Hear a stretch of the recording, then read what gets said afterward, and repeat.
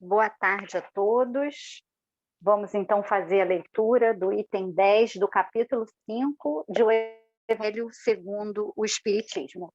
Nos diz assim o item 10: os espíritos não podem aspirar à completa felicidade enquanto não se tenham tornado puros. Qualquer mácula lhes interdita a entrada nos mundos ditosos. São os passageiros de um rio onde há pestosos, aos quais se veda o acesso à cidade a que afim, até que se hajam expurgado.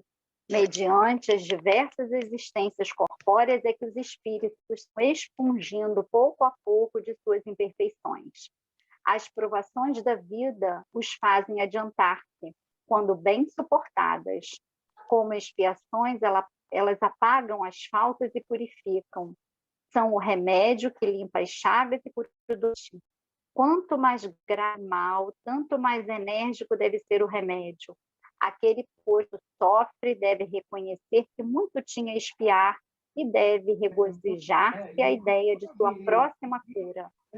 Ele depende pela resignação tornar proveitoso o seu sofrimento e não lhe estragar o fruto com as suas impaciências, visto que, do contrário, terá de recomeçar. Esse item está dentro do tema causas anteriores de lições.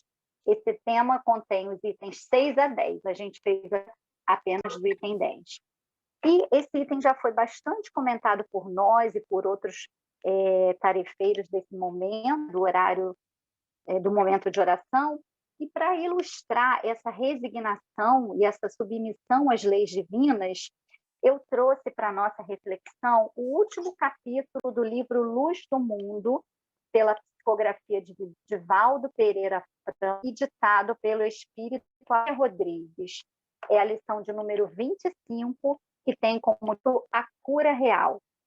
São duas mulheres que conversam, a nobre Lavínia e uma pessoa que vive nela desde a época dos pais dela, que se chama Miriam.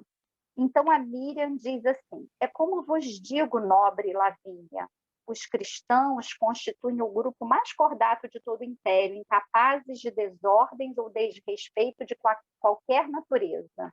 Amam a verdade e obedecem às leis, colaborando eficazmente pelo bem geral. A nobre senhora diz assim: falas, Miriam, como se os conhecesses, e isso me surpreende. Vives na minha casa como hóspede e querida desde os dias dos meus pais, e jamais supus que convivesse com essa gente.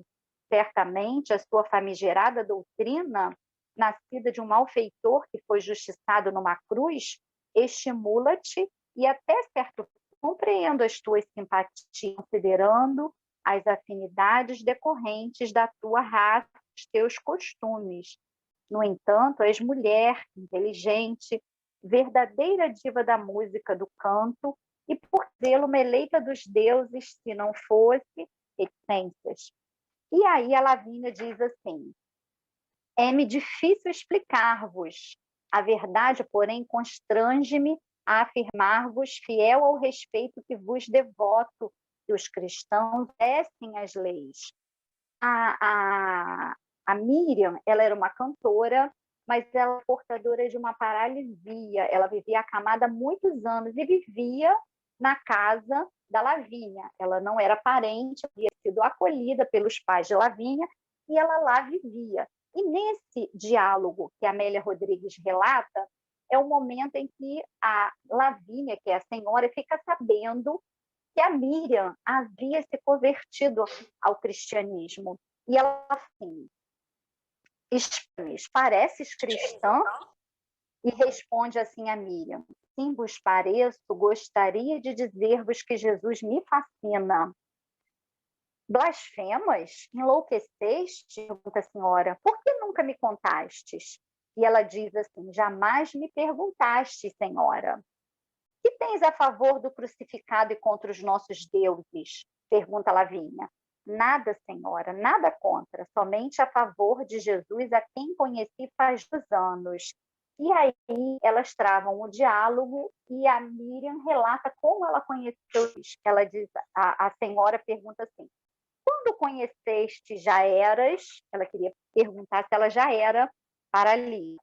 E ela diz assim a Miriam: sim, foi a paralisia que me conduziu à sua presença. E a senhora pergunta: e ele não te curou? Não dizem que era taumaturgo, que quer dizer aquele que opera milagres? Não, não me curou o corpo, é certo. Não. Lá fora, o causticante de julho e o calor abafado e desagradável. Mostravam, então, o diálogo, e ela conta como ela conheceu Jesus, como foi o encontro. Ela diz assim: Jesus pernoitava na casa modesta de um dos seus, de nome Pedro, que, segundo me consta, se encontra agora em Roma. Conduzido à sua presença, conduzida, perdão, à sua presença, perguntou-me com inefável modulação: que queres que faça, minha filha? Responde: que voltes a andar, Senhor. A expressão do seu rosto, aqueles olhos transparentes e puros, penetrando-me a face imersa em tristeza, nunca pude ver. Fitou-me demoradamente e depois falou: andar não é o mais importante na vida como supões. Dar-te-ei muito mais. Vai em paz. E a nobre senhora, chamada Lavínia, pergunta assim, diz assim: levantastes da cama, arremeteu quase irada a Patrícia Romana. E como dizes que respeitas e o amas? E aí ela vinha, a Miriam explica: por muito tempo pensei também assim, por que ele não me curara?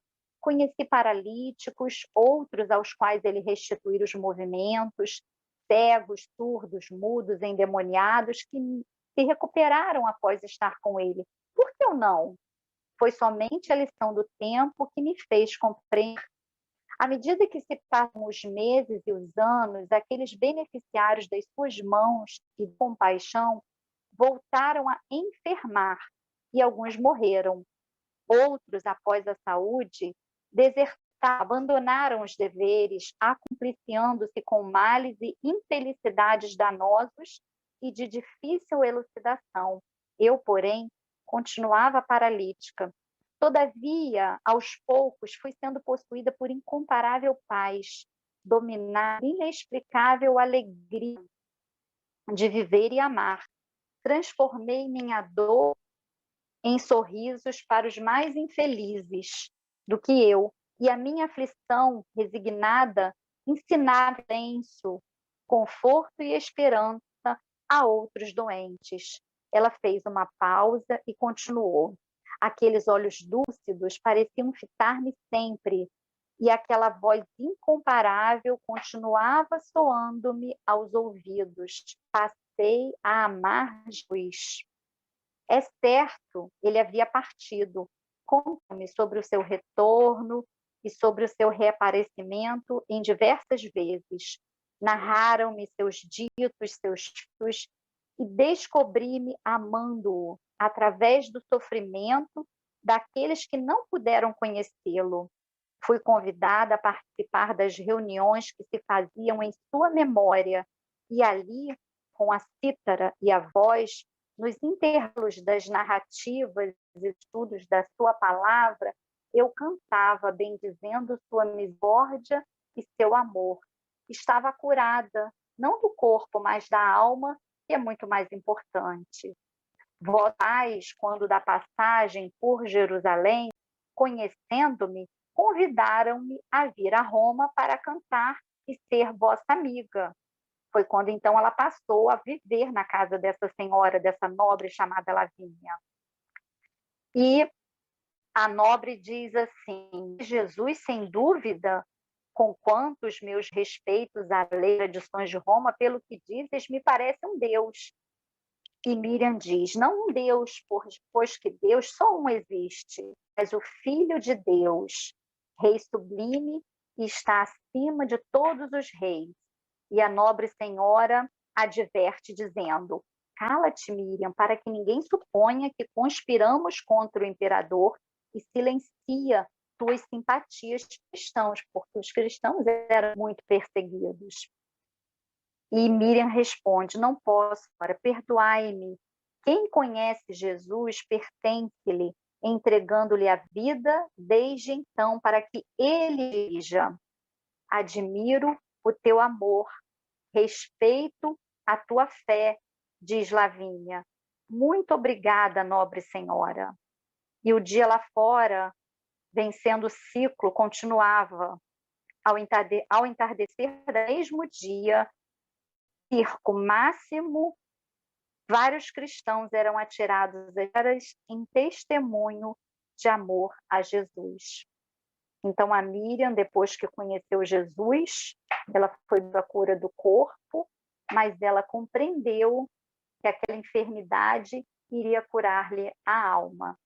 Então essa é a bela história que Amélia Rodrigues nos traz para a reflexão de hoje, pela psicografia de Divaldo Franco, e se alguém pesquisar ou se alguém livro, está no livro Luz do Mundo. Vamos então os nossos corações em prece nesse momento.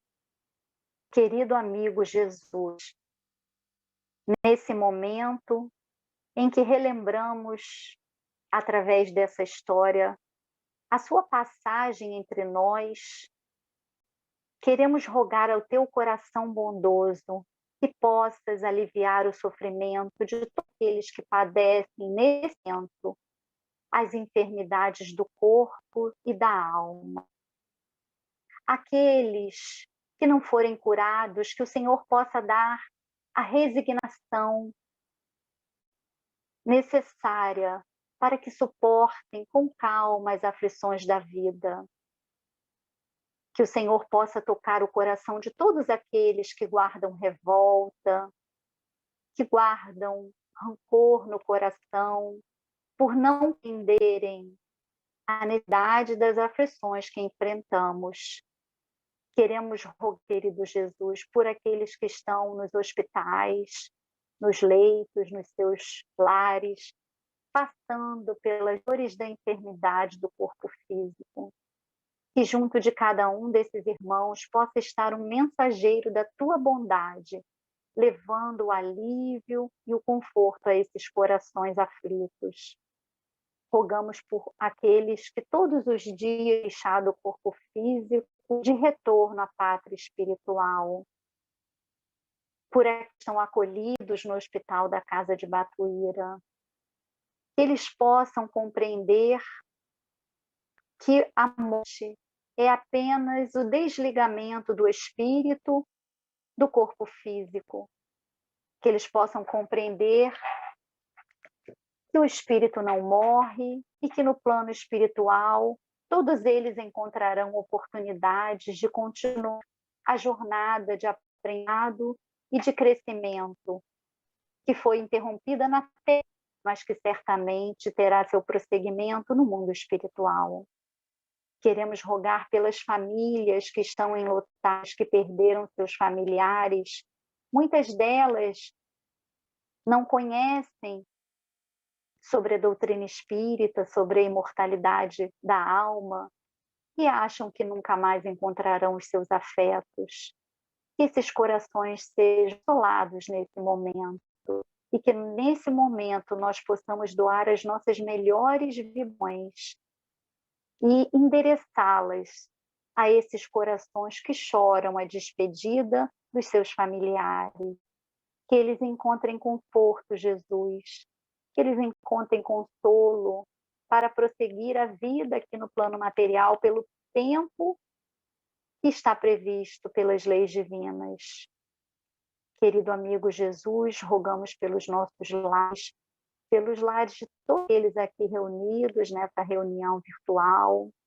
Rogamos lares que estão no entorno da nossa casa espírita, por todas as famílias que são assistidas pela nossa casa, que a tua luz possa visitar todos esses lares, trazendo serenidade, harmonia e paz a todos eles. Querido amigo Jesus, ajuda-nos a mantermos robusta a nossa fé. Queremos exercitar a fé e adquiri-la do tamanho da fé dessa personagem, dessa história que foi lida, que apesar de não ser curada, da enfermidade do corpo físico, compreendeu que seria curada das dificuldades da alma. É isso que nós te rogamos. Não nos deixe vacilar na caminhada, que possamos manter a fé robusta, a confiança irrestrita na bondade do Pai que não nos abandona.